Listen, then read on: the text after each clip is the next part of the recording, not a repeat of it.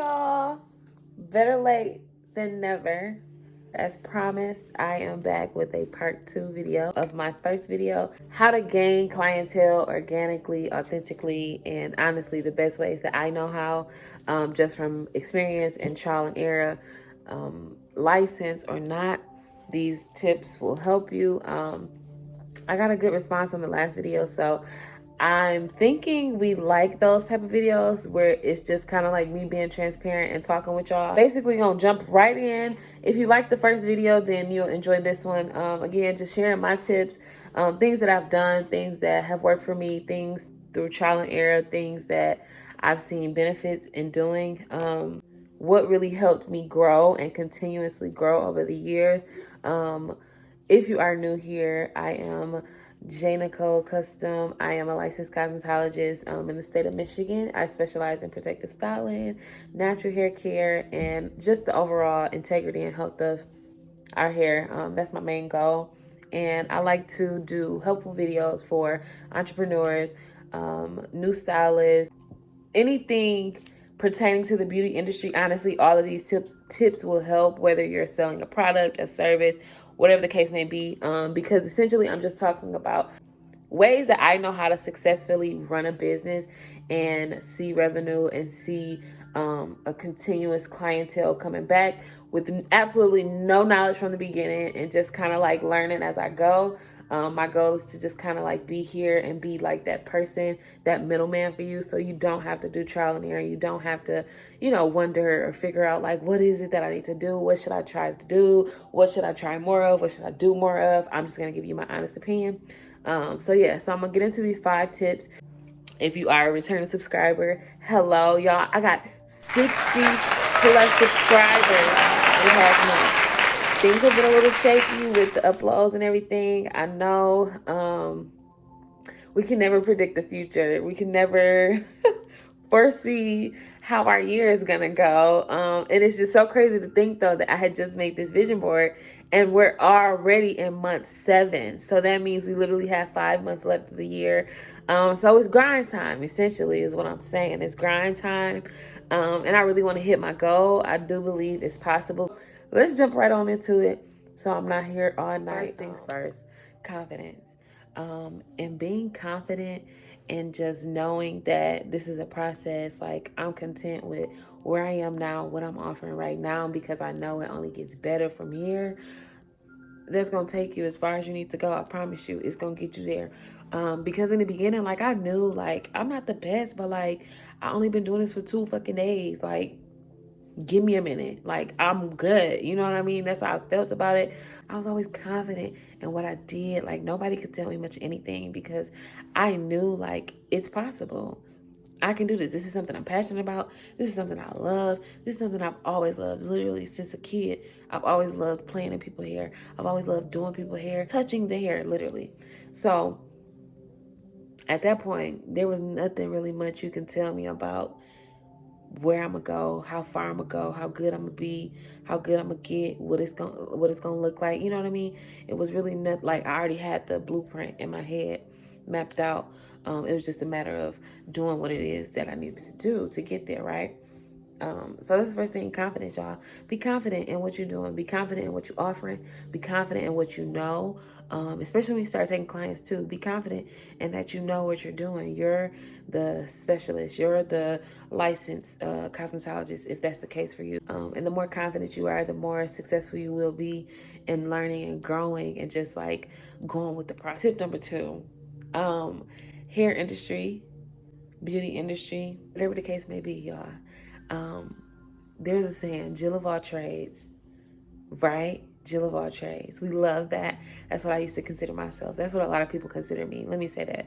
A lot of people consider me a Jill of all trades because I did do a lot of stuff when I was younger. Like, I did a lot of stuff. If I could go back, maybe I should do that, reacting to my old pictures video. Like, maybe I should do that because, like, when I say I did a little bit of everything, only because I just love being creative. I just love just being able to just do art on everything. Hair, nails, shoes, clothes, photography, anything I can get my hands on. I want to do it. I want to try it. Yep, I want to try it.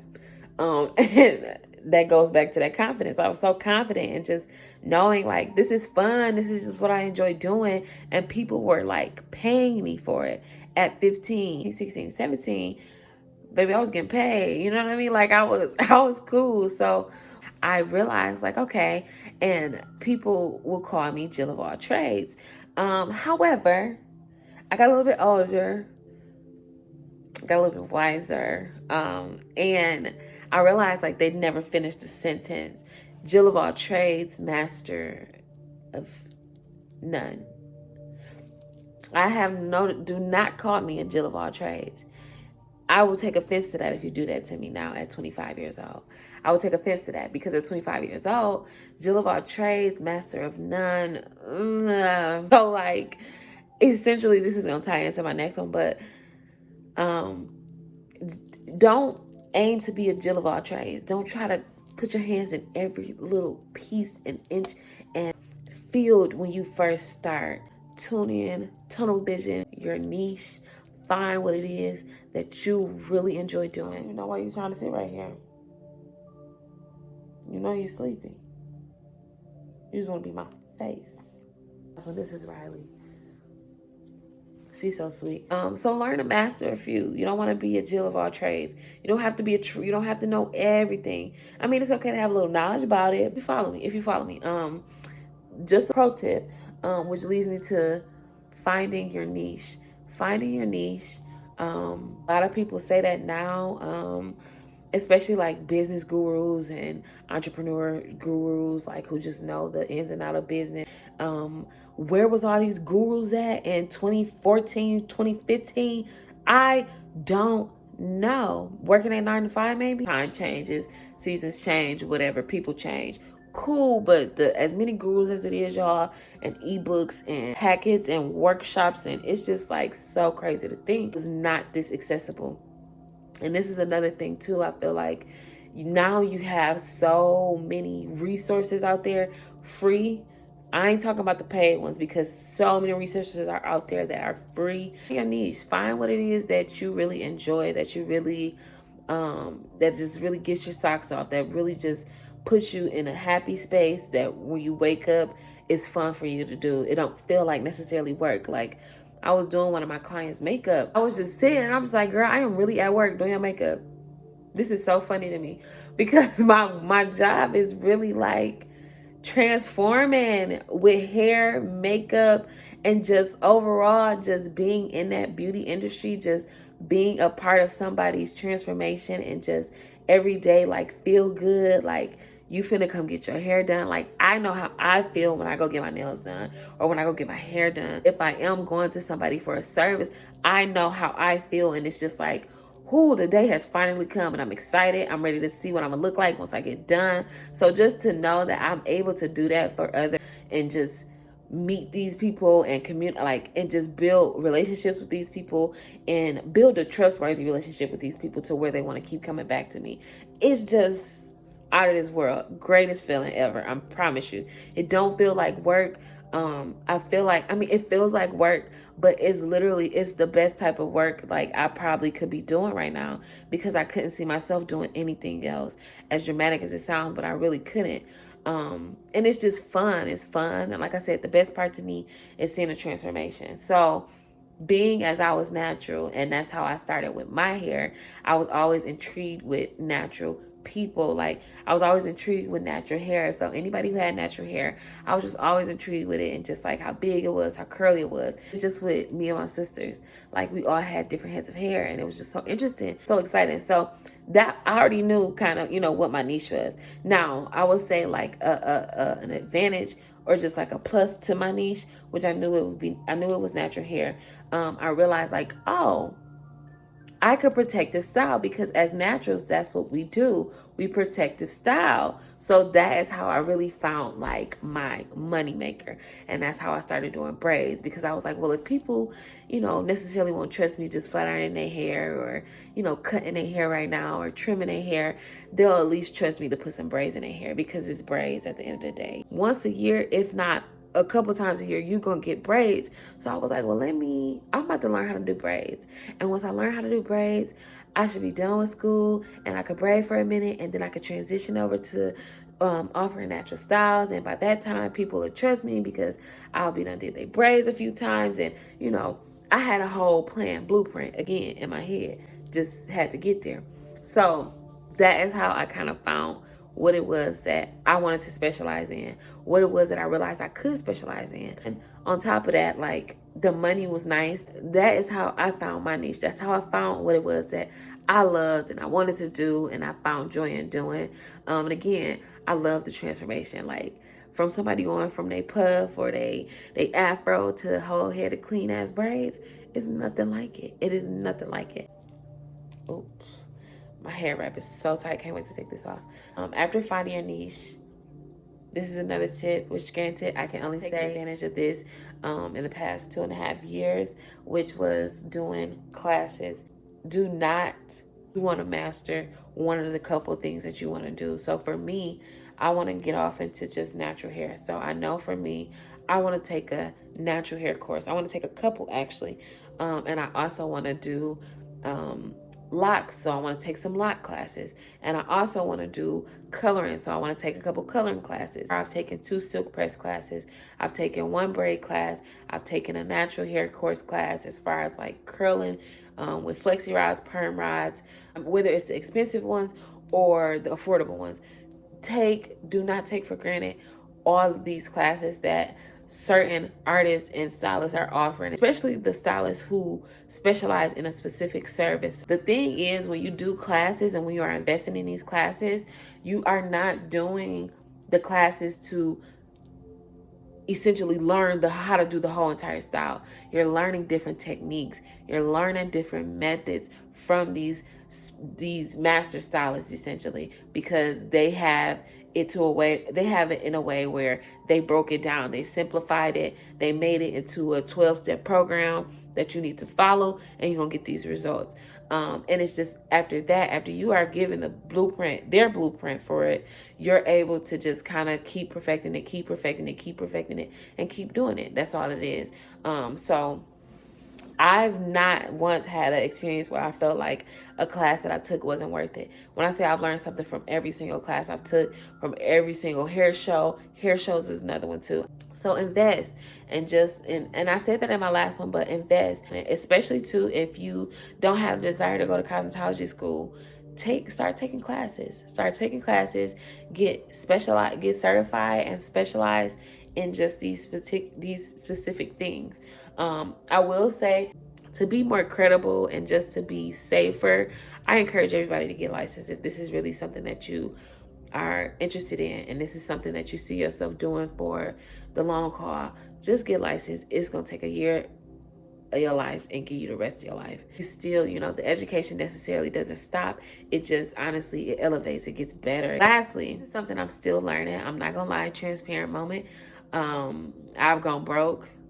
I've seen very successful months, very successful weeks, and then I've gone broke the next one.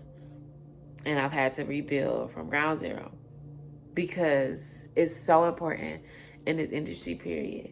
Especially starting out. If you are starting out and this is your beginning, listen to me what I say. Start saving. You can save $20. You can save $20 from, if you see 3 clients a week, save $10 from each. And it might not be a lot, but I promise you, 5 years down the line, a year down the line, 6 months down the line, you're gonna see an increase in that savings. Because as fast as this money comes in this industry, it comes fast, but it be gone just as fast. And I think it's a toxic relationship that I'm learning not to have with it because I make it so fast. Like, I get paid every week. What do you mean I'm about to go get what I want?